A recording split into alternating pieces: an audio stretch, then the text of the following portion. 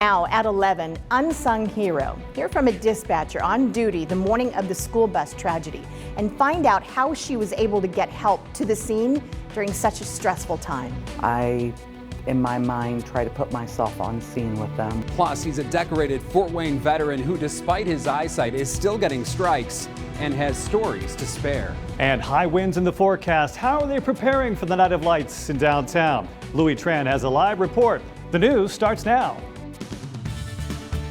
Live from Television Park, this is Fort Wayne's NBC News at 11.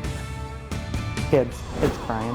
Tragedy. Have been struck by a vehicle. Now, Fort Wayne's NBC News with new interviews, unlike any you've heard before. In the moment, you can't have feelings.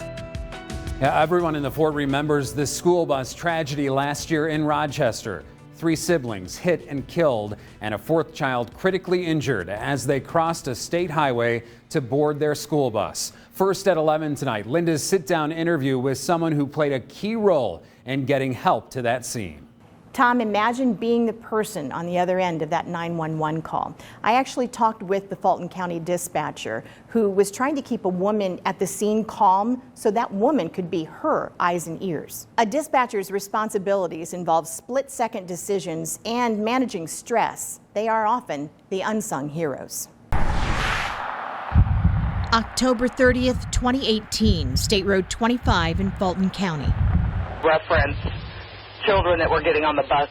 A morning people in the small town of Rochester will never forget. Have been struck by a vehicle.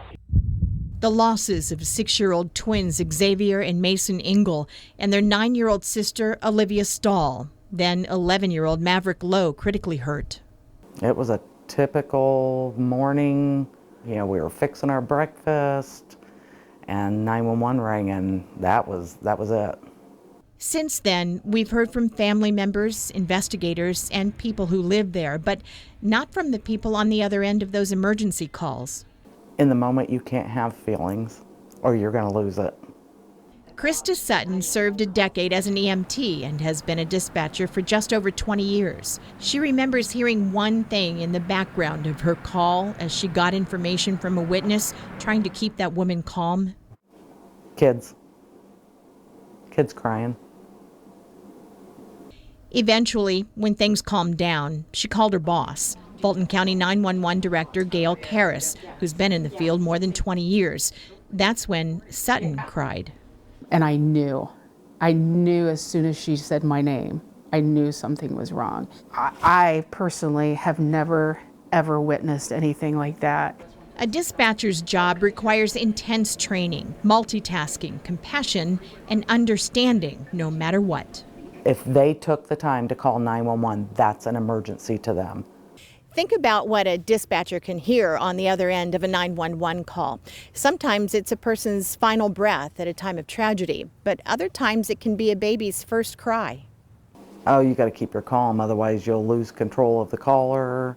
You've got to get that information for your paramedics, your firefighters, your officers. Some of those calls can be so bad, post-traumatic stress syndrome can set in. At that point, it's crucial to recognize the signs, lean on other members of the first responder family or counselors, and deal with it. When somebody takes a traumatic call, I want to be there for my dispatcher. I want them out of the seat. I want them to take time away. I talk to my partner a lot. My husband, he used to be on a fire department. He somewhat understands. Talking, yeah. Both are also faithful. God will put you in the right place at the right time. Sutton says she calls people on the other end of the phone by name. She makes it personal. I, in my mind, try to put myself on scene with them. When somebody says thank you at the end of that phone conversation, that means the world to us. That morning of the school bus tragedy, the kind of morning neither woman had ever experienced, remember Sutton had to picture the scene in her mind. The damaged pickup that just hit 4 children.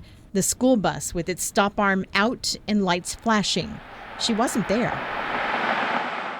The day after and still today, a memorial to the children. Sutton didn't take a 911 call for 4 months after the school bus tragedy until a friend of hers called. her husband lying on the floor needing CPR. The outcome wasn't good, but just a couple weeks ago, she learned she'd made a difference. That friend of mine's daughter wants to be a 911 dispatcher. I heard her tell somebody because the influence she had with my mom in her darkest hour. I want to do that. I'm like, yes, that's why I do this. Sutton answered other calls at work after the school bus tragedy until that 911 call from her friend. You know, several industry studies do point out just how much stress really plays a role in 911 dispatching. Eye-opening information and two very special interviews. My thanks to both women. Tom?